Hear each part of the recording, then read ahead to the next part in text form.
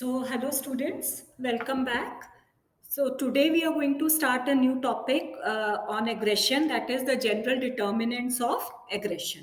अभी मैंने आपको aggression के अंतर्गत what is aggression समझाया था कि aggression यानी कि आक्रामकता किसे कहते हैं and different theories types of aggression के बाद थियोरीज ऑफ एग्रेशन मैंने आपको कराए थे डिफरेंट सिद्धांत जिसको कहते हैं तो उसमें मैंने आपको बायोलॉजिकल थियोरीज ऑफ एग्रेशन जिसमें कि एवोल्यूशनरी एंड साइकोडायनामिक थियोरीज हमने करी थी एंड उसके बाद आपको मैंने ड्राइव थियोरीज कराई हैं अंतर्नोट थियोरीज जिसमें कि फ्रस्ट्रेशन एग्रेशन हाइपोथेसिस है एक और एक है आपका उसका संशोधित वर्जन फ्रस्ट्रेशन एग्रेशन थ्योरी का रिवाइज्ड फॉर्मेट ठीक है तो ये दो थ्योरीज हम कर चुके हैं एग्रेशन में अब हमारा तीसरा जो टॉपिक है that is called general determinants of aggression तो इसका क्वेश्चन जो आएगा आपका जिस तरीके से फॉर्म होता है वो है आक्रामकता किसे कहते हैं या आक्रामकता को परिभाषित करें और इसको प्रभावित करने वाले विभिन्न निर्धारकों का या डिटर्मिनेंट्स का वर्णन करें ठीक है तो इस तरीके से आपका ये क्वेश्चन फॉर्म होगा so now we will start with the general determinants of aggression यानी कि ये प्रश्न ये उठता है कि जो एग्रेशन या जो आक्रामकता जो होती है वो हमारे अंदर कैसे पैदा होती है कैसे डेवलप होती है तो बेसिकली दो मेजर डिटर्मिनेंट्स या फैक्टर्स का जिक्र किया गया है एक है आपके सिचुएशनल फैक्टर्स यानी जो परिस्थिति जन्य कारक होते हैं और दूसरे हैं आपके पर्सनल यानी कि व्यक्तिगत कारक सिचुएशनल या आपके जो परिस्थिति जन्य कारक जनरल कारक होते हैं यानी किसी भी व्यक्ति के साथ जो भी फेस करता है उस प्रकार की परिस्थिति उसके साथ या उसके साथ घटित हो सकते हैं ये और पर्सनल फैक्टर्स जो हैं वो सब्जेक्टिव होते हैं पर्सन टू पर्सन डिपेंड करते हैं कुछ ऐसे कारक होते हैं जो एक पर्सन को ज्यादा इफेक्ट करते हैं या उसके अंदर ज्यादा प्रबल तौर पर आक्रामकता को डेवलप करते हैं और दूसरे व्यक्ति को इतना ज्यादा अफेक्ट नहीं करते ठीक है तो we will come to that as we discuss these factors या डिटर्मिनेंट्स ऑफ एग्रेशन तो first we come to situational factors यानी परिस्थिति जन्य कारक जो है उसमें पहला जो फैक्टर आ जाता है वो है आपका फ्रस्ट्रेशन यानी कि कुंठा और इसके बारे में ड्राइव थियोरीज में भी हमने बहुत डिटेल में कुंठा के बारे में स्टडी किया है किस तरीके से जब हमारा कोई भी लक्ष्य या गोल जो हम पाना चाहते हैं जो अचीव करना चाहते हैं वो अवरोधित किया जाता है या वो ब्लॉक करा जाता है तो व्यक्ति के अंदर कुंठा पैदा होती है और वो कुंठा जितनी ज्यादा बढ़ती जाती है जितनी ज्यादा स्ट्रांग होती है उतना ज्यादा आपके अंदर एग्रेसिवनेस जो है वो जन्म लेती है ठीक है तो कुंठा जो है बहुत ही इंपॉर्टेंट और बहुत ही प्रबल जिसको कहते हैं एक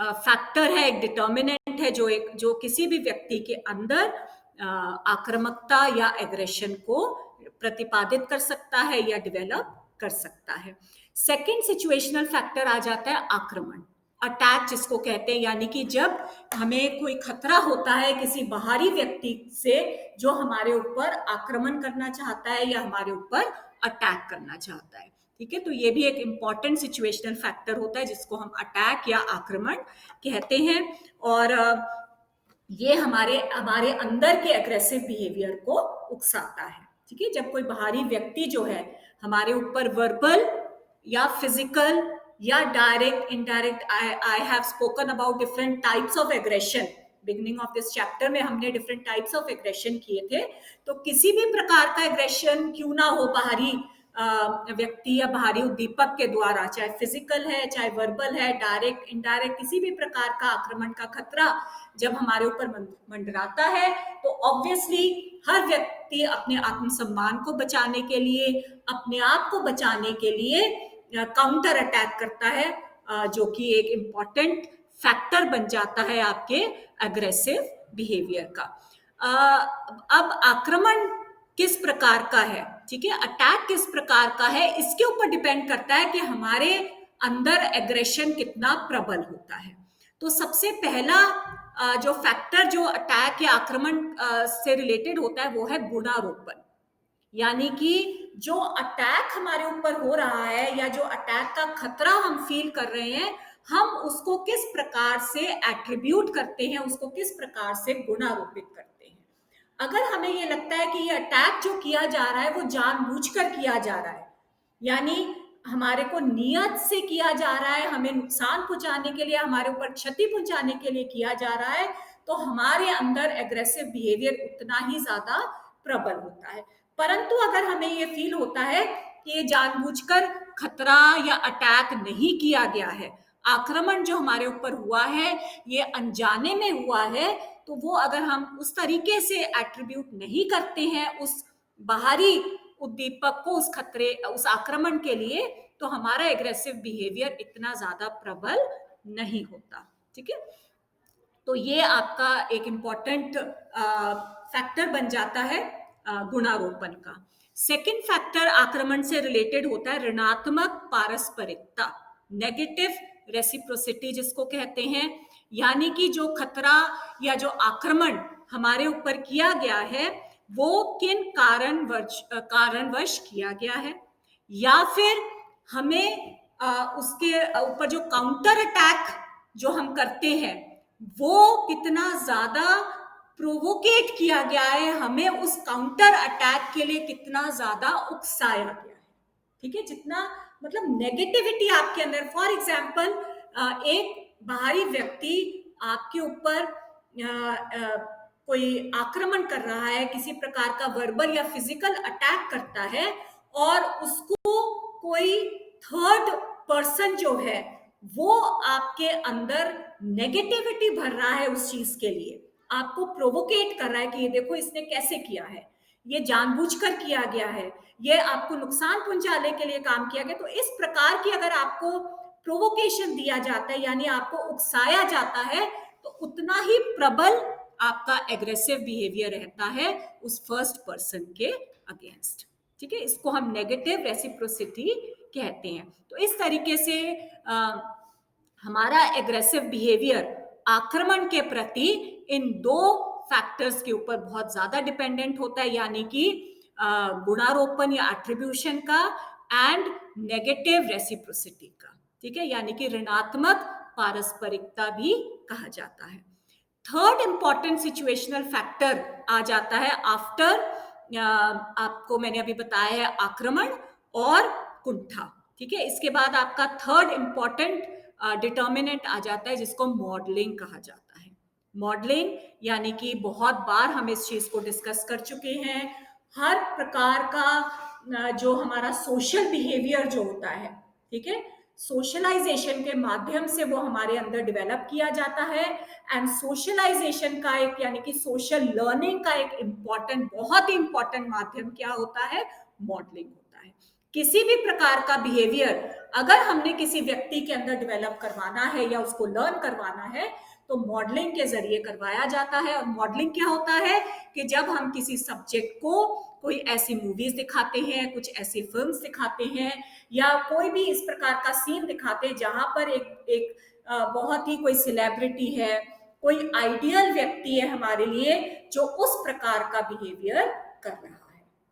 अब आप मूवी देखने जाते हैं, है ना, मूवीज हर कोई देखने जाता है, तो मूवीज के अंदर अगर कोई आपका फेवरेट हीरो है, ठीक है, जो आक्रामक बिहेवियर कर रहा है और आक्रामक बिहेवियर करने के बाद उसको वाहवाही मिल रही है, ठीक है, अगर वो विलेन से लड़ रहा है, हाथापाई कर रहा है, और वहां पर ऑडियंस में सारे जने, जो ऑडियंस जो लोग हैं वो सीटियां बजा रहे हैं या क्लैपिंग कर रहे हैं उसके इस बिहेवियर के लिए, तो उतना ज्यादा आपके अंदर प्रबल इच्छा होती है कि इस प्रकार की अगर प्रोवोकेशन होती है या इस प्रकार का अटैक होता है जो कि विलन कर रहा है हीरो के ऊपर, तो जिस प्रकार से हीरो ने रेसिप्रोकेट किया है या काउंटर अटैक किया है और उसको वाहवाही मिल रही है ऑडियंस के द्वारा, और आपका भी वो फेवरेट हीरो है, तो आप भी उसी प्रकार से बिहेव करने के लिए तत्पर हो जाते हैं, या आप भी उसी प्रकार का बिहेवियर अगली बार करते हैं।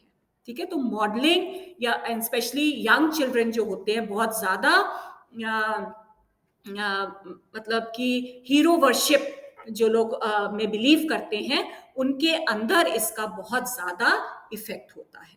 ठीक है, अनदर फैक्टर जो कि एक सिचुएशनल फैक्टर है जो हमारे अंदर के एग्रेसिवनेस को प्रभावित करता है, वो है de individuation conditions. What are de individuation conditions? Hindi में इसको हम अव्यक्तिकता की दशाएं भी कहते हैं। तो यानी कि ऐसी दशाएं होती हैं, ऐसी सिचुएशंस होती हैं जहां पर हमें ये फीलिंग आती है कि हम गुमनाम हो गए हैं, हम एनोनिमस हो गए हैं, हमें कोई पहचानता नहीं है, या हमारा जो बिहेवियर है वो कोई रिकॉग्नाइज नहीं करेगा। और ये कब होता है ये चीजें? जब आप एक भीड़ के अंदर होते हैं, ठीक है, आप अंधेरे के अंदर होते हैं, या मतलब ऐसी कोई अपनी जो फेमिलियर जो जगह है उससे आप अलग किसी और जगह पर होते हैं जहां पर आपको कोई जानता पहचानता नहीं है। तो आप इस प्रकार का अगर एग्रेसिव बिहेवियर करोगे तो नोबडी विल पिन पॉइंट कि ये व्यक्ति उस समय वहां पर मौजूद था। ठीक है, तो भीड़ वाली कंडीशंस में ये हमने जब हम क्राउड एंड क्राउड बिहेवियर या मॉब्स या ग्रुप बिहेवियर जब हम कर रहे थे तो वहां पर भी मैंने आपको ये चीज इफ यू रिमेम्बर बताई थी कि जो एनोनिमस कंडीशंस होती हैं, डी इंडिविजुएशन कंडीशंस इनको कहा जाता है, जहां पर कि हमें ये फीलिंग आती है कि कोई हमें पहचानेगा नहीं। तो हम अपने अंदर की जो भावनाएं होती हैं, जो हमारे अंदर की जो फीलिंग्स होती है, अब आप ये देखिएगा कि जो ये एग्रेसिव जो बिहेवियर होता है, ये एग्रेसिवनेस जो होती है वो हर व्यक्ति के अंदर मौजूद होती है।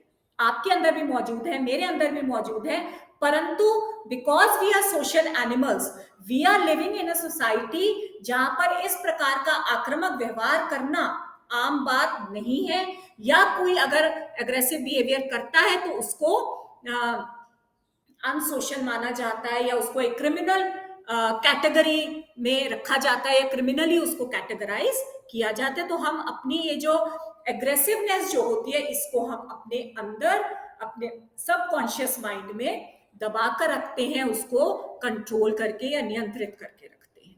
परंतु इस प्रकार की जब डी इंडिविजुएशन कंडीशंस होती हैं, यानी ऐसी जब सिचुएशन पैदा हो जाती है जहां पर हमें ये लगता है कि हमें नोबडी विल रिकॉग्नाइज अस, तो हमारे अंदर का फिर वो एग्रेसिवनेस वाला जो फीलिंग्स जो हमारे अंदर इतनी ज्यादा समय से रिप्रेस्ड हो रखी थी, वो हमारी बाहर निकल आती हैं और हम कोई भी इस प्रकार का एग्रेसिव बिहेवियर कर लेते हैं। ठीक है, बिकॉज उस समय आत्मनियंत्रण या सेल्फ रेगुलेशन जो होता है वो हम भूल जाते हैं और अपने अंदर की जितनी भी रिप्रेस्ड एग्रेशन होती है वो हम बाहर निकाल देते हैं। ठीक है, another determinant which we can discuss here is हथियारों का दृश्य या विजन ऑफ वेपन्स। ठीक है, विजन ऑफ वेपन्स, इसका क्या मतलब होता है? इसका यह मतलब होता है कि जब किसी भी प्रकार की ऐसी सिचुएशन आप फेस कर रहे हैं, ठीक है, फॉर एग्जाम्पल कोई भी आपको किसी बाहरी व्यक्ति से खतरा हो रखा है, ठीक है, और उस वक्त आपके आसपास कोई वेपन मौजूद है, कोई हथियार मौजूद है, तो और ज्यादा आपके अंदर का जो वो एग्रेशन है वो प्रबल हो जाता है। विजन ऑफ वेपन्स इसको कहा जाता है, और इसके ऊपर एक बहुत ही इंटरेस्टिंग प्रयोग भी किया गया था। ठीक है, एक बहुत ही इंटरेस्टिंग एक्सपेरिमेंट हो रखा है जिसमें कि कुछ एक जैसे हमने सब्जेक्ट्स लिए और उन सब्जेक्ट्स को इलेक्ट्रिक शॉक्स दिए गए, विद्युत आघात दिए गए। ठीक है, हर जितने भी हमने सब्जेक्ट्स लिए उन सारे सब्जेक्ट्स को हमने शॉक्स दिए। अब उन ग्रुप ऑफ सब्जेक्ट्स को हमने दो ग्रुप्स में बांट दिया। ओके, सो एक ग्रुप ऐसा था जिसके सामने टेबल के ऊपर कुछ हथियार रखे हुए थे, रिवॉल्वर या कोई भी ऐसे वेपन्स रखे गए, और एक ग्रुप ऐसा था जिनके सामने टेबल पर कुछ स्पोर्ट्स के इक्विपमेंट्स रखे गए, रैकेट्स, शटलकॉक, इस प्रकार के कुछ इक्विपमेंट रखे गए। ठीक है, तो अब उनको ये इंस्ट्रक्शंस दी गई, दोनों ग्रुप्स को सेपरेट रूम में रखा गया था और दोनों ग्रुप्स को समान इंस्ट्रक्शंस दी गई कि आपको अभी विद्युत आघात दिया गया था एक्सपेरिमेंटर के द्वारा, अब आपको चांस मिल रहा है कि उसी एक्सपेरिमेंटर को आपने इलेक्ट्रिक शॉक देना है। ठीक है, और साथ के साथ थोड़ा सा उनको ये भी बता दिया गया कि ये जो वेपन्स जो रखे हुए हैं ये भी उसी एक्सपेरिमेंटर के हैं। ठीक है, तो ये नॉलेज भी उनको दे दी गई और उसके साथ साथ उनको एक्सपेरिमेंटर को अब शॉक तो दोनों ग्रुप्स को लगे थे एक्सपेरिमेंटर के द्वारा, और दोनों ग्रुप्स को ही एक्सपेरिमेंटर को अब शॉक देने का मौका हाथ में लगा था। परंतु ये देखा गया कि ऐसा ग्रुप जिनके सामने हथियार रखे गए थे और साथ के साथ उनको ये भी दर्शा दिया गया कि ये हथियार जो है एक्सपेरिमेंटर को बिलोंग करते हैं, तो ये वाला जो ग्रुप था ये ज्यादा तत्पर रहा और ज्यादा प्रबल वे में, ज्यादा संख्या में इन्होंने एक्सपेरिमेंटर को विद्युत आघात दिए। और जबकि जो दूसरा ग्रुप था जिनके सामने सिंपल बैडमिंटन रैकेट्स या शटलकॉक्स रखी हुई थी, हालांकि उनको भी एक्सपेरिमेंटर ने विद्युत आघात दिए थे, परंतु वो इतने ज्यादा तत्पर नहीं थे, या फिर उनको कहने के बावजूद उन्होंने 1 या 2 इलेक्ट्रिक शॉक्स जो हैं अपने एक्सपेरिमेंटर को दिए। ठीक है, तो इस तरीके से मतलब विजन ऑफ वेपन्स, और उसके साथ साथ ये भी बताना कि ये वेपन्स जो हैं उसी एक्सपेरिमेंटर के हैं जिस एक्सपेरिमेंटर ने आपके ऊपर विद्युत आघात दिया था, यानी कि खतरा भी था, उन्होंने आपके ऊपर आक्रमण किया और अब आपने काउंटर आक्रमण जो था वो इसके ऊपर डिपेंड, ज्यादा प्रबलता ऑफ काउंटर जो अटैक था वो इस चीज पे ज्यादा डिपेंडेंट हुआ कि उनके आगे विजन ऑफ वेपन्स उन्होंने देखे, या उनके आगे जो है वेपन्स रखे हुए थे, और साथ ही साथ ये भी बता दिया गया कि ये वेपन्स जो है ये आपके एक्सपेरिमेंटर को बिलोंग करते हैं। ठीक है, देन स्पेक्टेटर्स, यानी कि जो ऑडियंस जिसको कहा जाता है, दर्शक। ठीक है, ये भी एक बहुत important situational factor for amount of aggression जो हम शो करते हैं, ये माना गया है। यानी कि जब दर्शकों के समक्ष आप जब भी कोई भी कार्य करते हो, कोई भी कार्य, यहाँ पे हम एग्रेशन की बात नहीं कर रहे हैं, कोई भी कार्य आप कर रहे हैं, चाहे वो आप अभिनय कर रहे हैं, चाहे कोई गाना गा रहे हैं, कोई नृत्य कर रहे हैं, इस प्रकार का भी आप कोई भी कार्य करते हैं, तो भी आपके अंदर जो एनर्जी जो होती है वो और ज्यादा बढ़ जाती है, आपके अंदर उतनी ही प्रबल इच्छा होती है कि मैंने बेस्ट से बेस्ट अपना योगदान देना है। उसी प्रकार से यहाँ पर एग्रेशन का भी केस आ जाता है कि दर्शकों की उपस्थिति में, स्पेक्टेटर्स की उपस्थिति में हमारे अंदर की जो आक्रामकता है वो और ज्यादा प्रबल रूप से बाहर निकलती है। जब दो लोगों में अगर लड़ाई हो रही है, या दो लोगों में कोई भी किसी भी प्रकार का कुश्ती का फॉर एग्जाम्पल मैच हो रहा है, मैच ही हो रहा है, चाहे स्पोर्ट्स का ही है ये कार्य जो हो रहा है, परंतु दर्शक हैं, स्पेक्टेटर्स वहां पर मौजूद हैं और वो आपको क्लैपिंग कर रहे हैं या आपको एनकरेज कर रहे हैं, आपकी वाहवाही कर रहे हैं, तो उतना जोर शोर से आप लड़ाई करोगे या कुश्ती करोगे, अपने आप को जिताने की कोशिश करोगे। ठीक है, तो उसी प्रकार से ये आक्रामकता या एग्रेसिवनेस के अंदर भी इसको देखा जा सकता है कि दर्शकों की उपस्थिति में एग्रेशन प्रदर्शित होने की जो संभावना होती है, प्रोबेबिलिटी होती है, वो उतनी ज्यादा बढ़ जाती है। Okay girls, so these are some of the situational determinants, या कुछ ऐसे परिस्थिति जन्य निर्धारक हैं जो हमारे अंदर की आक्रामकता को डेवलप करते हैं या प्रदर्शित करवाते हैं। सेकेंड ग्रुप ऑफ फैक्टर्स हैं आपके पर्सनल या व्यक्तिगत कारक होते हैं, जो कि पर्सन टू पर्सन डिपेंड करते हैं। किसी व्यक्ति में कम होते हैं ये फैक्टर्स, किसी व्यक्ति में ये फैक्टर्स ज्यादा होते हैं। ठीक है, तो पहला जो फैक्टर या व्यक्तिगत फैक्टर आ जाता है आक्रामक की संवेगात्मक स्थिति।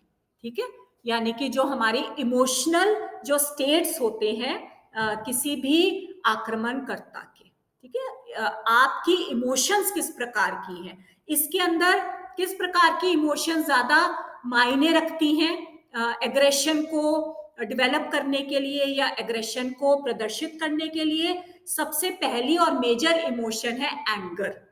ठीक है, एंगर, इसके बारे में हम ड्राइव थ्योरीज में भी पढ़ चुके हैं, जब वहां पर हमें डॉलर्ड ने जो फ्रस्ट्रेशन एग्रेशन थ्योरी बताई थी कि फ्रस्ट्रेशन मेजर फैक्टर होता है, परंतु आलोचन जो करता थे उन्होंने कहा था इसके अलावा भी और फैक्टर्स हो सकते हैं, जिसमें क्रोध या एंगर जो है एक बहुत इंपॉर्टेंट फैक्टर होता है। तो यहाँ पर भी इमोशनल स्टेट ऑफ एग्रेसर के अंदर क्रोध की मात्रा या क्रोध का जो उद्वेलन होता है, क्रोध का जो अराउजल होता है वो कितना है, उसके ऊपर भी डिपेंड करेगा कि जितना ज्यादा हमारे अंदर क्रोध उत्पन्न होएगा उतना ज्यादा हम एग्रेसिवनेस शो करते हैं। और क्रोध किस प्रकार से उत्पन्न हो सकता है? कुंठा से, यानी कुंठा की मात्रा कितनी है, कुंठा का मनमानापन कितना है, कितना ज्यादा आपके अंदर कुंठा जो है वो पनप रही है। ठीक है, तो कुंठा की मात्रा का मतलब है जितनी ज्यादा कुंठा प्रबल होगी, जितनी ज्यादा कुंठा स्ट्रांग होगी उतना ज्यादा आपको क्रोध आएगा, और जितना ज्यादा क्रोध आएगा उतना ज्यादा आप आक्रामकता को दर्शाते हो। कुंठा का मनमानापन का मतलब क्या है कि आप क्या सोचते हो कि जो भी हमारे ऊपर अटैक किया गया है वो जानबूझकर किया गया है या वो गलती से हुआ है। ठीक है, इसको हम कुंठा का मनमानापन कहा जाता है। फीलिंग ऑफ हॉस्टिलिटी कितनी है, आपके अंदर किस प्रकार की फीलिंग आती है किसी भी तरीके के आक्रमण के आधार पर। ठीक है, एंड देन आक्रामक संकेत, क्यूज ऑफ अटैक जिसको कहते हैं, संकेत आपको कितना मिल रहा है कि आपके ऊपर ये अटैक हुआ है। एग्रेसिव क्यूज कहा जाता है इसको।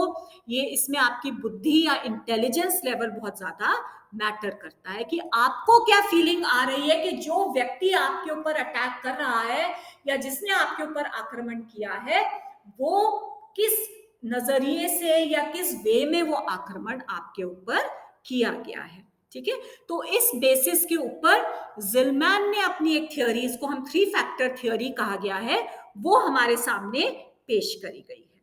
ठीक है, 3 फैक्टर थ्योरी जो एंगर अराउजल से रिलेटेड है कि आपके अंदर एंगर का या क्रोध का उद्वेलन किस प्रकार से हो सकता है। तो ये जिलमैन की थ्योरी है जिसमें उन्होंने कुछ फैक्टर्स हमें बताए हैं। ठीक है, कुछ ऐसे फैक्टर्स होते हैं, यानी कि ये शैस्टर की इमोशन थ्योरी के ऊपर बेस्ड है। ये कंपोनेंट्स जिनको कहते हैं, डिस्पोजिशन, पहला कंपोनेंट क्या है? स्ववृत्ति, डिस्पोजिशन कहा गया है। दूसरा फैक्टर है एक्साइटेटरी यानी कि उत्तेजनकारी, और तीसरा फैक्टर है आपका एक्सपीरियंशियल। ठीक है, यानी कि अनुभव। तो ये 3 फैक्टर थियरी है जिलमैन की। इसका क्या मतलब है? सबसे पहले उन्होंने बिहेवियरल डिस्पोजिशन की बात करी है, व्यवहारात्मक यानी कि प्रवृत्ति जिसको कहा जाता है। तो फॉर एग्जाम्पल हमने ये सीखा हुआ है कि अगर कोई हमारा अपमान करता है तो हमें भी उसका अपमान करना चाहिए। ये शुरू से ही हमारे अंदर ये चीज भरी गई है या बिठाई गई है कि कोई हमारा अपमान कर रहा है तो हमें भी उसका अपमान दोबारा से करना है। तो ये डिस्पोजिशन जो है ये हमारे पाथ को गाइड करता है। तो जितना ज्यादा ये डिस्पोजिशन हमारे अंदर प्रबल होगा उतना ज्यादा किसी दूसरे व्यक्ति के अटैक से हम अपमानित होंगे, और उतना ज्यादा हमारे अंदर क्रोध भरेगा, और उतना ही ज्यादा हम उसके ऊपर काउंटर अटैक करते हैं। सेकेंड फैक्टर उन्होंने हमें बताया है एक्साइटेशन। एक्साइटेशन का मतलब क्या है? उत्तेजना, यानी कि कितनी ज्यादा कोई भी परिस्थिति में उत्पन्न जो उद्दीपक है वो हमें एक्साइट करता है। जितना ज्यादा वो हम उत्तेजित होंगे उस उद्दीपक को देखकर उतना ज्यादा हम उद्वेलित होते हैं उसके ऊपर काउंटर अटैक करने के लिए। और थर्ड फैक्टर आ जाता है आपका एक्सपीरियंशियल यानी कि अनुभव, यानी कि पास्ट एक्सपीरियंस क्या है, जो हमारे ऊपर अटैक हुआ है तो पिछली बार भी अगर उस प्रकार का कोई अटैक हुआ था तो उसका नतीजा क्या निकला। अगर हमने ये देखा कि हम चुपचाप खड़े रहे हैं, हमने कोई काउंटर अटैक नहीं किया, तो उससे हमें बहुत ज्यादा नुकसान हुआ है। तो हम उस एक्सपीरियंस को आज की डेट में नहीं दोहराएंगे। और अगर हमने ये देखा है कि हमने काउंटर अटैक करके हमें फायदा मिला है या हमने अपने आप को बचा लिया है, अपने आत्मसम्मान को बचा लिया, अपने फिजिकल जो कैपेबिलिटीज है या फिजिकल जो हमारी फिजिकल जो आपकी बीइंग है उसको हमने अपने आप को सेव कर लिया है, तो अब की बार भी हम उसी प्रकार से बिहेव करेंगे। ठीक है, तो ये 3 फैक्टर थ्योरी के द्वारा, यानी जो प्रवृत्ति है या फिर आपका जो उत्तेजना है और अनुभव, ये 3 फैक्टर्स जिलमैन ने एक्सप्लेन किए थे कि ये 3 फैक्टर्स जो है वो हमारे अंदर के क्रोध को कंट्रोल करते हैं, नियंत्रित करते हैं, या उसको क्रोध को और ज्यादा उकसाते हैं, जिससे कि हमारे अंदर की एग्रेसिवनेस या आक्रमणता जो है वो बाहर निकलती है या बाहर प्रदर्शित होती है। ठीक है, इसके बाद आपका क्रोध अराउजल के बाद जो सेकंड फैक्टर जो हमारे क्रोध को या आपके जो संवेग को, यानी संवेग में क्रोध पहला संवेग था जो आक्रमण आपके अंदर की जो आक्रामकता है उसको प्रबल करता है, और सेकंड फैक्टर क्रोध के बाद या सेकंड इमोशनल जो स्टेट है वो है आपका जनरल अराउजल कहा जाता है इसको, सामान्य उद्देलन, जिसमें सामान्य उद्देलन में जो उत्साहट या प्रोवोकेशन बहुत इंपॉर्टेंट है। कितना ज्यादा आपको उकसाया गया है या जितना ज्यादा आपको प्रोवोकेट किया गया है। ठीक है, यानी कि कोई एक बच्चा पढ़ाई कर रहा है और बाहर से बहुत ज्यादा शोर आ रहा है, तो जितना ये प्रोवोकेशन है, यानी आप यहाँ पर पढ़ाई करने की कोशिश कर रहे हैं और बाहर से लोग जो है शोर शराबा कर रहे हैं। ठीक है, बच्चा जो है एक बार दो बार जाकर मना करता है कि मैं पढ़ाई कर रहा हूँ, प्लीज डोंट डिस्टर्ब, फिर भी बाहर वाले नहीं मानते हैं और उतना ज्यादा शोर होना शुरू होता है, तो बच्चा जो है फिर आक्रामकता उसके अंदर जन्म लेती है, गुस्सा आता है उसको, और फिर वो आक्रामक व्यवहार या एग्रेसिव बिहेवियर प्रदर्शित करता है। शोर शराबे के अलावा व्यायाम या एक्सरसाइजेस प्रोवोकेशन के लिए बहुत इंपॉर्टेंट माना गया है, यानी कि जितना ज्यादा हम व्यायाम करते हैं, जितना ज्यादा हमारी बॉडी को हम थकाते हैं, उतना ज्यादा एग्रेसिवनेस हम शो करते हैं। एक व्यायाम करके आप, अगर आपने कोई एक्सरसाइजेस करी है, आप कहीं भागने या जॉगिंग के लिए गए हैं और आप घर आते हैं और उसी वक्त आप जैसे ही घर में घुसते हैं, आपकी मदर जो है आपको कोई कार्य बता देती है करने के लिए, उसी वक्त आपको गुस्सा चढ़ जाएगा, और अगर वो फिर भी नहीं मानती है तो आप ऊंची ऊंची बोलना, लड़ाई झगड़ा करना या गाली गलौज करना शुरू कर देते हो। यानी और वही अगर आप रेस्टेड हो, आपकी बॉडी जो है रिलैक्स्ड है, रेस्टेड है, किसी प्रकार का आपने व्यायाम नहीं किया है, तो आप के अंदर किसी भी प्रकार का वो क्रोध या आक्रामकता नहीं शो होगी जब आप उसी प्रकार की सिचुएशन को फेस करते हो। ठीक है, तो शोर शराबा हो गया, व्यायाम हो गया, इसके अलावा इंटॉक्सिकेशन, ये भी एक बहुत इंपॉर्टेंट जनरल फैक्टर माना गया है जो हमें प्रोवोकेट करता है। इंटॉक्सिकेशन का मतलब है अल्कोहल या किसी भी प्रकार का ड्रग कंजम्पशन। तो कहा गया है कि माइल्ड या मध्यम मात्रा में, क्वांटिटी में अगर आप अल्कोहल का कंजम्पशन करते हैं या ड्रग्स को कंज्यूम करते हैं, तो आपकी जो क्रोध की मात्रा में और अल्टीमेटली एग्रेसिव बिहेवियर में उतना ज्यादा बढ़ोतरी होती है। और अगर ज्यादा अधिक मात्रा में अगर आप इनका सेवन कर लेते हैं तो उसमें फिर कमी आती है। ठीक है, तो ये भी एक इम्पॉर्टेंट, जनरल अराउजल में ये भी एक इम्पॉर्टेंट फैक्टर माना गया है। फिर गुणारोपण तो है ही, ये भी प्रोवोकेशन का एक बहुत बड़ा हिस्सा बनता है कि किस तरीके से जो भी आपके ऊपर अटैक हुआ है, आप उसको किस प्रकार से एट्रीब्यूट कर रहे हो, उसको किस तरीके से उसका गुणारोपण करते हो, वो भी एक प्रोवोकेशन माना गया है। ठीक है, देन अनदर इमोशन जो आपकी आक्रामकता को प्रभावित कर सकता है वो है यौन उद्वेलन या सेक्सुअल अराउजल। क्रोध आ गया, जनरल अराउजल में मैंने अभी आपको डिस्कस करे हैं, जैसे कि शोर शराबा हो गया या व्यायाम हो जाता है या फिर अल्कोहल या ड्रग्स का कंजम्पशन हो जाता है, प्रोवोकेशन हो जाता है, उत्साहट जिसको कहते हैं, ये आपके जनरल अराउजल के फैक्टर्स आ जाते हैं। एंड थर्ड अराउजल या थर्ड इमोशन जो आपके अंदर की एग्रेसिव बिहेवियर को अफेक्ट कर सकता है वो है सेक्सुअल अराउजल।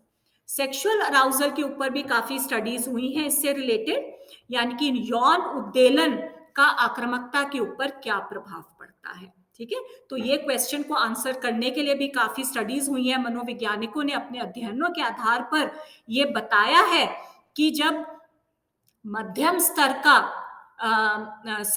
आपका मध्यम स्तर का सेक्सुअल जो विजन होता है, ठीक है, कोई भी सेक्सुअल सीन्स को आपको दिखाया जाता है तो आपके अंदर की आक्रामकता में कमी आती है। परंतु अगर बहुत प्रबल दर्जे का कोई यौन रिलेटेड सीन्स आपको दिखाए जाते हैं तो आपके अंदर आक्रामकता में वृद्धि आती है। और स्पेशली अगर आपको बहुत ज्यादा संख्या में या बहुत ज्यादा देर तक या बहुत ज्यादा स्ट्रॉन्ग सेक्सुअल कंटेंट आपको दिखाया जाता है और फिर आपको सेक्सुअल बिहेवियर करने से अवरुद्ध किया जाता है, ब्लॉक किया जाता है, तो और ज्यादा आक्रामकता आपके अंदर प्रदर्शित होती है और ज्यादा आपको गुस्सा आएगा और ज्यादा आपके अंदर आप एग्रेसिव बिहेवियर करते हो। ठीक है, तो इसके ऊपर भी काफी स्टडीज हुई थी इससे रिलेटेड। तो ये भी एक बहुत इंपॉर्टेंट फैक्टर माना गया है, जो कि फ्रस्ट्रेशन एग्रेशन थ्योरी से ही हमने इसको रिलेट किया है कि आपको ये सीन्स दिखाए गए, यानी आपको प्रोवोकेट किया गया, आपके अंदर उत्तेजना डेवलप करी गई और फिर आपको अवरुद्ध किया गया, ब्लॉक किया गया, यानी आपके अंदर कुंठा भरी गई। तो ऑब्वियसली जितनी ज्यादा आपके अंदर कुंठा होगी उतना ज्यादा आप एग्रेसिव बिहेवियर शो करते हो। ठीक है, तो ये भी एक इंपॉर्टेंट फैक्टर माना गया है। तो ये इमोशनल स्टेट्स के अंदर 3 मेजर स्टेट्स आपके इमोशंस आ जाते हैं। क्रोध आ जाता है एक तो, जनरल अराउजल्स में शोर शराबा, व्यायाम, प्रोवोकेशन या अल्कोहल एंड ड्रग्स की कंजम्पशन आ जाता है, एंड देन सेक्सुअल अराउजल, ये भी एक इंपॉर्टेंट इमोशन है जिसको अवरुद्ध करने से या जिसके सीन्स दिखाने से आपके अंदर की आक्रामकता को बढ़ावा दिया जाता है। ठीक है, तो सिचुएशन फैक्टर्स में I am very sorry girls, personal factors में सबसे पहले हमने इमोशनल स्टेट्स ये करे हैं। सेकंड फैक्टर आ जाता है एज, आयु जिसको कहते हैं।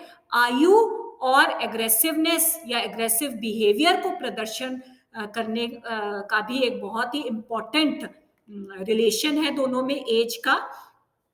और कई शोध हुए हैं इसके ऊपर और ये भी पता किया गया है कि जैसे जैसे एज में वृद्धि होती है वैसे वैसे आप आक्रामकता को शो करने के तरीके भी चेंज होते रहते हैं। आक्रामकता कम या ज्यादा नहीं होती एज की वृद्धि के साथ या एज कम होने या एज बढ़ने के साथ, पर the way you show your aggression, है ना, जैसे टाइप्स ऑफ एग्रेशन हमने पढ़े थे, तो वो आपके जो प्रारूप होते हैं उनमें चेंजेस आ जाते हैं विद एज। छोटी आयु में बच्चा आक्रामक व्यवहार प्रदर्शित करता है, परंतु उसका प्रदर्शन करने का तरीका अलग होता है, परंतु और वो बहुत ज्यादा प्रबल रूप में आक्रामकता शो करता है। एक छोटा बच्चा होता है, बहुत इजीली क्रोधित हो जाता है और बहुत ही आसानी से आक्रामकता शो कर देता है। उसका रीजन ये है, he does not know या he does not realize that इस तरीके से ओपनली एग्रेसिव बिहेवियर शो करना एक नेगेटिव विशेषता है या एक नेगेटिव ट्रेट है हमारी पर्सनालिटी की। ठीक है, परंतु धीरे धीरे उसको जब ये समझ आने लगता है तो जैसे जैसे वो बच्चा बढ़ता है उसके अंदर आक्रामकता की या आक्रामकता को प्रदर्शन करने की जो तरीके हैं उसमें कमी आने लगती है या उसमें चेंजेस आने लगते हैं। और फिर ऐसा समय आता है, यानी 15 वर्ष का बच्चा जब हो जाता है तो फिर उसके अंदर तेजी से आक्रामकता की जो भावना है वो बढ़ जाती है और वो इजीली वो शो भी करता है। 15 से 25 वर्ष की जो उम्र होती है, यानी जो हाई स्कूल, कॉलेज, यानी जो यंग एडल्टहुड तक की जो एज होती है उसमें व्यक्ति बहुत ज्यादा एग्रेसिव बिहेवियर शो करता है। ठीक है, 15 से 25 इजीली इवन फिजिकल एग्रेशन बहुत ज्यादा वो शो करता है। ठीक है, 25 वर्ष के बाद थोड़ा सा व्यवहार, इस प्रकार के आक्रामक व्यवहार जो है वो घटता है, और 40 वर्ष के बाद तो बहुत ही ड्रामेटिकल चेंज आता है व्यक्ति के आक्रामक व्यवहार में। तो इस तरीके से हमने ये देखा है कि एज के बढ़ने के साथ साथ किस तरीके से आप एग्रेसिव बिहेवियर शो करते हो, और अमाउंट ऑफ एग्रेसिव बिहेवियर में भी चेंजेस आते हैं काफी ज्यादा। अनदर इंपॉर्टेंट फैक्टर जो आपके पर्सनल या व्यक्तिगत होता है वो है लिंग, यानी कि जेंडर से रिलेटेड। तो इसके ऊपर भी काफी स्टडीज हुई हैं, यानी मेल्स में ज्यादा एग्रेशन देखा जाता है या फीमेल्स में देखा जाता है। तो कई स्टडीज हुई हैं इसके ऊपर, और अपनी स्टडीज के माध्यम से ये पाया गया है कि मादा की तुलना में, यानी फीमेल्स की तुलना में जो मेल्स होते हैं वो ज्यादा आक्रामक व्यवहार जो है वो प्रदर्शित करते हैं। ठीक है, और इसका रीजन क्या होता है, उसके रीजंस भी कई हैं। एक तो है आपका शारीरिक बनावट। ठीक है, शारीरिक प्रारूप भी कहा जाता है, यानी मेल्स जो हैं वो ज्यादा फिजिकल एग्रेशन में बिलीव करते हैं, जबकि फीमेल्स जो हैं वो वर्बल एग्रेशन, यानी गाली गलौज करना, किसी को टॉन्ट करना, अपमानित करना, इस प्रकार का एग्रेशन वो शो करते हैं। फिर टारगेट्स जो है वो भी फीमेल्स की तुलना में मेल ज्यादा होते हैं। एंटी सोशल एलिमेंट्स जो हैं वो मेल्स ज्यादा होते हैं हमारी सोसाइटी में, तो वो भी उस प्रकार का एग्रेसिव बिहेवियर जो है वो मेल्स में, फिजिकल एग्रेशन स्पेशली वो मेल्स में ज्यादा देखा जाता है। फीमेल्स जो है वो थोड़ी सी दब्बू टाइप की होती हैं, थोड़ी सी कोमल स्वभाव की होती है, तो फिजिकल एग्रेशन उनमें बहुत कम देखा जाता है। ठीक है, तो मेल्स में ये ज्यादा होता है। और अनदर इम्पॉर्टेंट फैक्टर है इसका आपका पर्सनालिटी। पर्सनालिटी से भी काफी ज्यादा, यानी किस प्रकार की आपकी पर्सनालिटी, आपका व्यक्तित्व किस प्रकार का है। तो नॉर्मली ये पाया जाता है कुछ व्यक्तियों में ज्यादा एग्रेसिवनेस, सेम टाइप की सिचुएशन में कुछ व्यक्ति ज्यादा एग्रेसिव बिहेवियर शो करते हैं और कुछ व्यक्ति उनसे कम एग्रेसिव बिहेवियर शो करते हैं। तो ऐसा क्यों होता है? That is because of certain personality traits which are present inside you. ठीक है, कुछ ऐसे आपके व्यक्तित्व के ऐसे गुण होते हैं, कुछ ऐसे ट्रेट्स होते हैं जो आपके अंदर प्रेजेंट हैं, तो आप ज्यादा इजीली एग्रेसिव बिहेवियर शो करते हो। एक ऐसा पर्सनालिटी का ट्रेट होता है नीड फॉर अप्रूवल। जिन व्यक्तियों में अप्रूवल की नीड बहुत ज्यादा होती है, यानी कि सामाजिक अनुमोदन की इच्छा जिसको कहते हैं, दूसरे लोगों से अप्रूवल पाने की इच्छा, यानी कि अगर मैं एग्रेसिव बिहेवियर करूंगी तो मुझे वो दूसरा जो मेरा जो टीचर है या जो मेरे पेरेंट्स हैं वो रिवॉर्ड देंगे। सामाजिक अप्रूवल मुझे बहुत ज्यादा पाने की इच्छा है, और मेरे एग्रेसिवनेस शो करने पर या एग्रेसिव बिहेवियर शो करने पर मुझे हमेशा अप्रूवल मिला है, तो मैं उतना ही मेरे अंदर एग्रेसिवनेस की भावना जो है वो बढ़ जाती है। परंतु अगर कोई बचपन में ही ऐसा बच्चा है जिसको एग्रेसिव बिहेवियर शो करने पर पनिश किया गया है या सामाजिक अनुमोदन या अप्रूवल नहीं मिला है, तो उस बच्चे की पर्सनालिटी में एग्रेशन को प्रदर्शित करने का जो भावना जो है वो बहुत कम होती है। ठीक है, इसके अलावा कुछ ऐसे लोग होते हैं जो बहुत ज्यादा नियंत्रणकारी होते हैं, जिनको बहुत ज्यादा पावर की इच्छा होती है, शक्ति प्रदर्शन की जिनको बहुत ज्यादा इच्छा होती है। तो ओवर कंट्रोलर्स जिसको कहते हैं, अति नियंत्रणकारी जो लोग होते हैं, ऐसे लोगों में भी एग्रेशन की भावना या एग्रेशन को प्रदर्शन करने की जो भावना है वो बहुत ज्यादा पाई जाती है। ठीक है, कुछ ऐसे लोग होते हैं जो बहुत जल्दी प्रोवोकेट हो जाते हैं, बहुत जल्दी उकस जाते हैं, जिसको कहते हैं दूसरा मतलब कि जल्दी दूसरों की बातों में आ जाते हैं, जिसको कहते हैं। ठीक है, तो प्रोवोकेशन जिनमें बहुत ज्यादा होती है या बहुत ज्यादा जो उनकी बातों में आ जाते हैं, ऐसे लोगों में भी आक्रामकता को प्रदर्शित करने की जो भावना होती है वो बहुत ज्यादा होती है। तो ग्लास ने दो टाइप के बिहेवियर्स की चर्चा करी, एक टाइप ए बिहेवियर होता है और एक टाइप बी बिहेवियर होता है। टाइप ए टाइप के बिहेवियर के जो लोग होते हैं वो ज्यादा प्रतिस्पर्धा वाले, कंपटीशन में बिलीव करने वाले होते हैं, ज्यादा उनको पावर की इच्छा होती है, हर चीज में अव्वल आने की इच्छा होती है, हर प्रकार से दूसरे लोगों का अप्रूवल पाने की इच्छा होती है, अपने आप को कंट्रोल में रखने की इच्छा होती है। और दूसरी तरफ टाइप बी पर्सनालिटी के लोग जो होते हैं, जो कि थोड़े से माइल्ड होते हैं, जो थोड़े से लेड बैक होते हैं, इतनी ज्यादा उनको अपने आप को आगे आगे रखने की इच्छाएं नहीं होती। तो जाहिर है ग्लास के अकॉर्डिंगली टाइप ए पर्सनालिटी वाले जो लोग होते हैं वो ज्यादा एग्रेसिव होते हैं in comparison to type B personality people. ठीक है। इसके अलावा संज्ञानात्मक स्टाइल, यानी कि आपका कॉग्निटिव स्टाइल जिसको कहा जाता है, संज्ञानात्मक शैली, ये हम बार बार इस चीज को डिस्कस पहले भी कर चुके हैं, यानी कि खतरे को देखने का, परसीव करने का नजरिया, जानबूझकर किया गया है अटैक या गलती से हुआ है।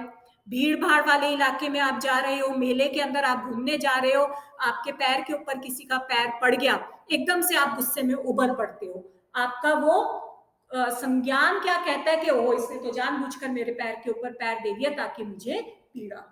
ठीक है। और दूसरी तरफ एक भीड़ भाड़ वाले में इलाके में या एक जगह पर आप जा रहे हो तो कभी भी कुछ भी हो सकता है, तो ये आपका एक संज्ञान है।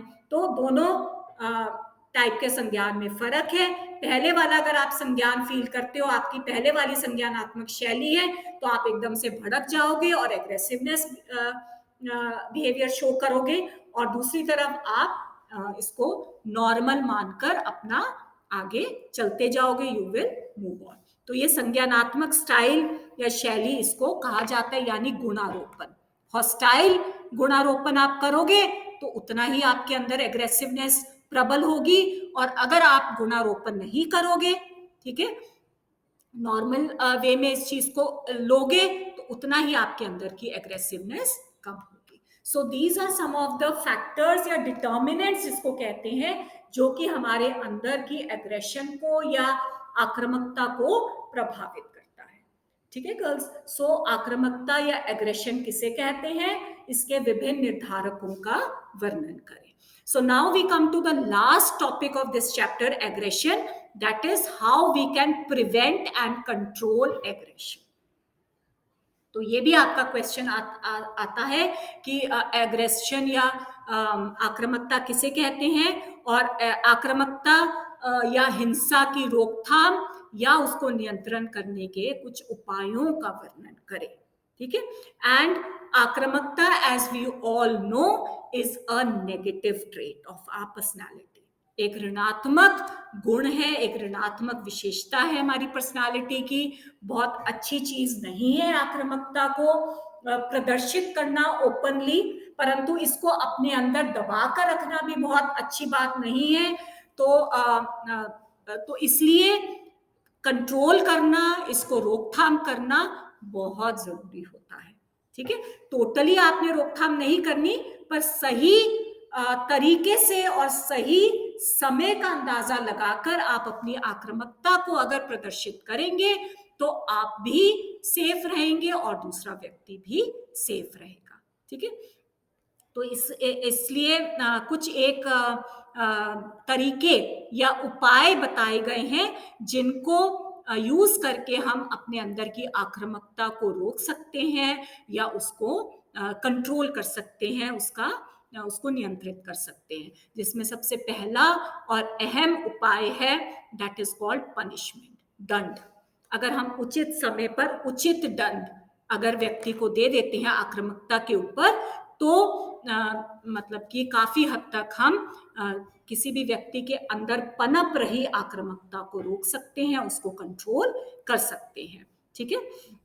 परंतु इसकी काफी परिसीमाएं हैं। जैसे अभी मैंने आपको बताया, कई बार क्या होता है कि दंड देने से दूसरा व्यक्ति जो है और ज्यादा क्रोधित भी हो सकता है।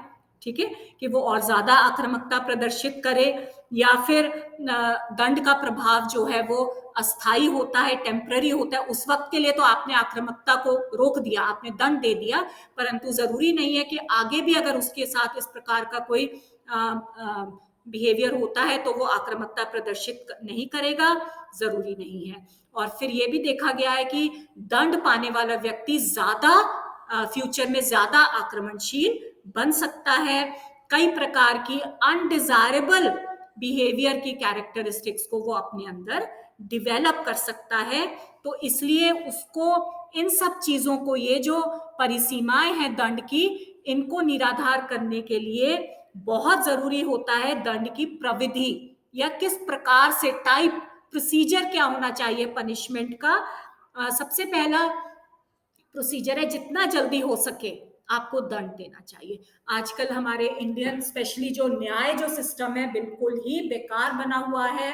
सालों साल कोर्ट्स के अंदर जो केसेस हैं वो घिसटते रहते हैं, और जिसकी वजह से जब तक दंड मिलता है किसी भी अपराधी को, तब तक उस दंड देने की जो प्रभावशीलता जो होती है वो खत्म हो जाती है। ठीक है, तो इस वजह से ये बहुत जरूरी होता है कि जितनी जल्दी हो सके दंड दे देना चाहिए। उसके अलावा दंड देने की जो तीव्रता है, ठीक है, जितना कितना आप दंड दे रहे हो वो अकॉर्डिंग टू द क्राइम होना चाहिए।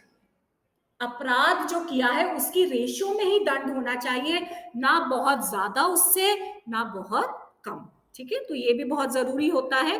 तीव्रता जो है वो पर्याप्त होनी चाहिए। इसके अलावा ये भी जो भी अपराधी है उसके मन में ये होना चाहिए, उसके मन में ये एक फीलिंग होनी चाहिए कि मैंने जो अपराध किया है, उस अपराध के बाद मुझे दंड मिलने की संभावना जो है वो बहुत ज्यादा है।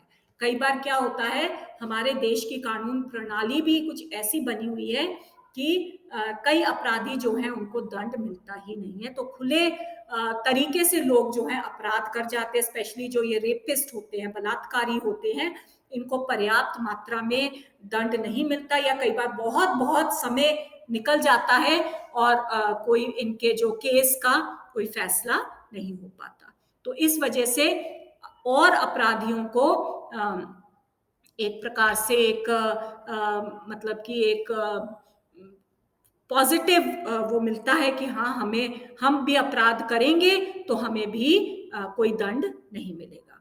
तो ये संभावना जो है दंड मिलने की, इस प्रकार का हमारा कानून होना चाहिए कि ये संभावना ज्यादा होनी चाहिए। हर अपराधी के मन में ये एक डर, एक फीलिंग होनी चाहिए कि मैंने ये अपराध किया है तो इसकी तो मुझे सजा मिलेगी ही।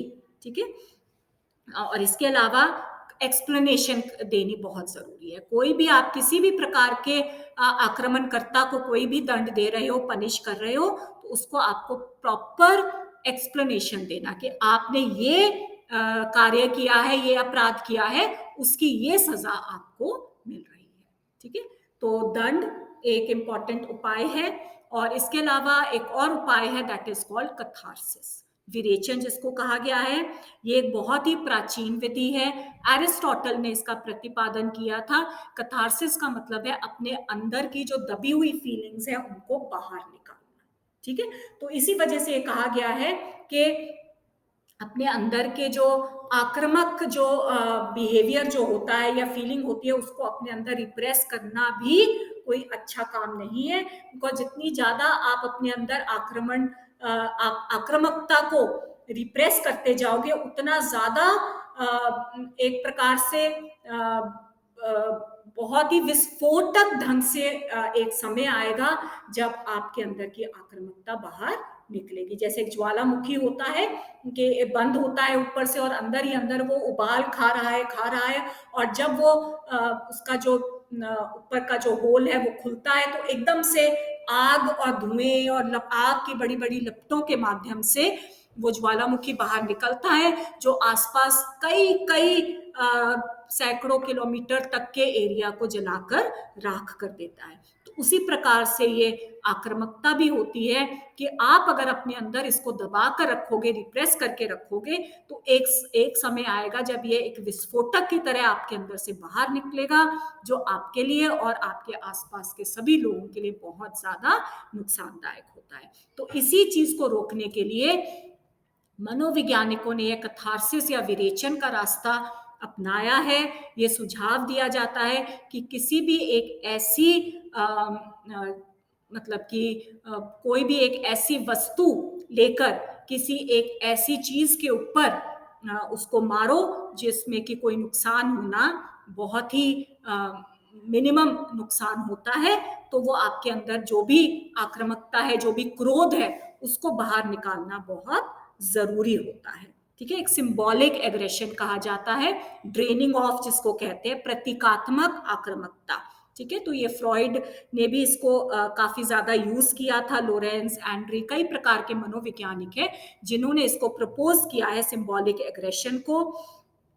इसके अलावा खेलकूद के माध्यम से, व्यायाम के माध्यम से भी आप अपने अंदर की जो एग्रेसिव एनर्जी जो है उसको ड्रेन ऑफ कर सकते हो। सिंबॉलिकली या प्रतीकात्मक ढंग से आप अपने अंदर की एग्रेशन को बाहर निकाल सकते हो।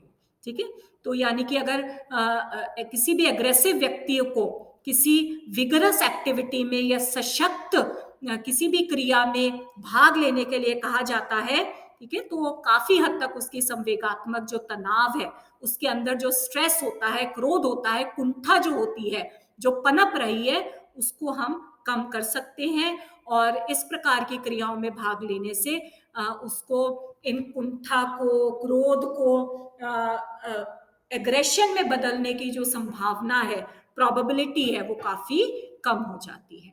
ठीक है, तो विगरस एक्टिविटीज में पार्टिसिपेट करना, जिसमें कि हम व्यायाम कह सकते हैं, उसको कहो कि साइकिलिंग कराओ, आप 10 किलोमीटर, बस 20 किलोमीटर की साइकिलिंग करो। ठीक है, या किसी भी और प्रकार के, टेनिस है या बैडमिंटन है, फुटबॉल है, इस प्रकार की खेल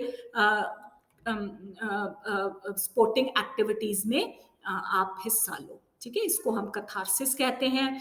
अनदर फैक्टर आ जाता है कॉग्निटिव इंटरवेंशन। ये भी एक बहुत इंपॉर्टेंट उपाय है, संज्ञानात्मक हस्तक्षेप जिसको कहते हैं, जो कि काउंसलर्स या मनोवैज्ञानिक इसका काफी इस्तेमाल करते हैं। यानी कि उसको ये कहा जाता है कि अगर कोई व्यक्ति आपसे किसी अपनी बिहेवियर के लिए क्षमा मांग रहा है, या वो अपॉलोजेटिक है कि उसने आपके साथ इस प्रकार का बिहेव किया है, तो आप उसको माफ कर दो, आपको उसके प्रति काउंटर अटैक करने की जरूरत नहीं है। कॉग्निटिव वे में उसके संज्ञान को चेंज करना, ठीक है, इंटरवीन करना या हस्तक्षेप करना।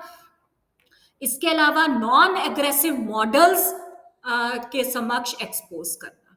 हमने मॉडलिंग के जरिए ये कारक, एक इंपॉर्टेंट फैक्टर मैंने आपको बताया था कि मॉडलिंग के दृश्य देखकर भी आपके अंदर एग्रेसिव बिहेवियर जो है जन्म लेता है, प्रदर्शित होता है।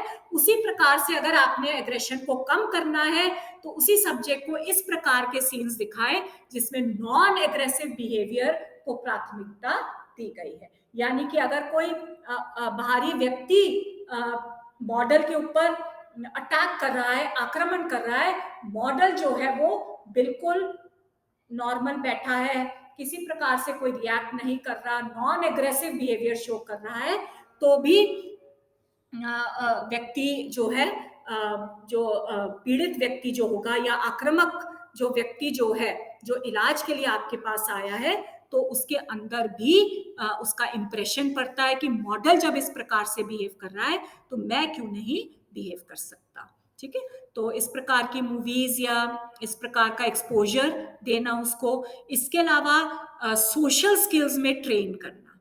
ठीक है, जैसे कि समाज जो है, अगर हम एक सामाजिक मनुष्य हैं, एक समाज में रह रहे हैं, और हमारा ये कर्तव्य है कि हमने नॉन एग्रेसिव वे में रहना है, प्यार मोहब्बत से रहना है, सपोर्ट या कोऑपरेशन से एक दूसरे के साथ रहना है, तो इस प्रकार की अगर हमें ट्रेनिंग दी जाती है कि इस प्रकार की छोटी मोटी जो एग्रेसिव जो अटैक्स हमारे ऊपर हो रहे हैं, तो वो हमने उनके ऊपर काउंटर नहीं करना है या किसी और तरीकों से उनके साथ डील करना है, तो हम आपस में प्यार मोहब्बत से रह सकते हैं। तो इस प्रकार की सोशल स्किल्स में या सामाजिक कौशल में एक दूसरे के साथ रहना या उनको प्रॉपर ट्रेनिंग देना। ओके, देन रिहैबिलिटेशन प्रोसेस तो है ही। रिहैबिलिटेशन का मतलब होता है जेल में या रिहैबिलिटेशन सेंटर्स होते हैं।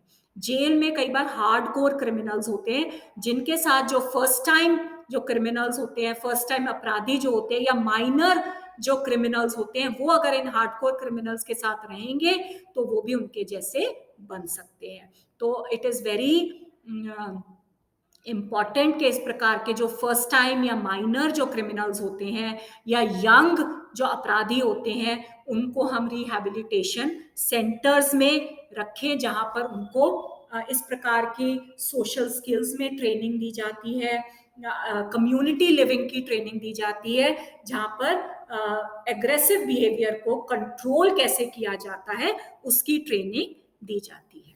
ठीक है। और जितना ज्यादा पीड़ित व्यक्ति जो है, जिसको दर्द हुआ है, जितना ज्यादा वो अपने पेन को एक्सप्रेस करेगा, अपने अंदर दबा के नहीं रखना, एक्सप्रेस करना है, उतना आप अपने अंदर की आक्रामकता को या अपने अंदर की जो एग्रेसिवनेस है उसको आप कंट्रोल कर सकते हो। ठीक है। और दूसरे व्यक्तियों को कभी भी पेन नहीं देना, अपने आप को उस व्यक्ति की जगह रखकर देखना, एम्पैथेटिक एटीट्यूड या परानुभूति वाला जो कैरेक्टरिस्टिक है, ट्रेट है, वो अपने अंदर इंटीग्रेट करना। अगर हम किसी दूसरे को तकलीफ नहीं देंगे, पीड़ा नहीं देंगे, एग्रेसिव बिहेवियर नहीं करेंगे, वो भी हमारे साथ नहीं करेगा। तो हर एक को ये चीज समझनी बहुत जरूरी होती है, because this is two way process. ऐसा नहीं है कि एक व्यक्ति आक्रमण करे जा रहा है, दूसरा व्यक्ति कोई जवाब नहीं दे रहा, तो वो पहला व्यक्ति भी after a point of time रुक जाएगा। ठीक है। तो ये टू वे प्रोसेस होता है कि अगर वो काउंटर अटैक उसको नहीं मिल रहा तो ही शुड ऑल्सो स्टॉप। वो एम्पैथेटिक एटीट्यूड होना चाहिए कि उस व्यक्ति को भी पीड़ा हो रही है, उस व्यक्ति की जगह अगर मैं होता तो मुझे भी पीड़ा होती, तो मुझे इस प्रकार से बिहेव नहीं करना चाहिए। तो मैं अपने अंदर अगर एग्रेसिवनेस को कंट्रोल करती हूँ तो दूसरा व्यक्ति भी कंट्रोल करेगा। तो ये कोई सोशल लिविंग नहीं है कि हम जानवरों की तरह एक दूसरे से लड़ रहे हैं। जानवरों और ह्यूमन बींग्स में क्यों क्यों अंतर माना गया है? बिकॉज जानवरों में ये हायर ऑर्डर जो इंटेलिजेंस स्किल्स है, सोचने समझने की जो शक्ति होती है, लॉजिक की, तर्क की जो शक्ति होती है, वो नहीं होती, ह्यूमन बींग्स में है। तो हम उसी शक्ति का इस्तेमाल करके, उसी इंटेलिजेंस का, उसी तर्क का, उसी रीजनिंग का इस्तेमाल करके अगर हम अपने अंदर की एग्रेशन को कंट्रोल करेंगे तो ऑटोमेटिकली जब हम किसी को पीड़ा नहीं पहुंचाएंगे, किसी को खतरा नहीं देंगे, किसी के ऊपर हम एग्रेसिव बिहेवियर नहीं करेंगे, तो कोई दूसरा बंदा भी हमारे ऊपर नहीं करेगा।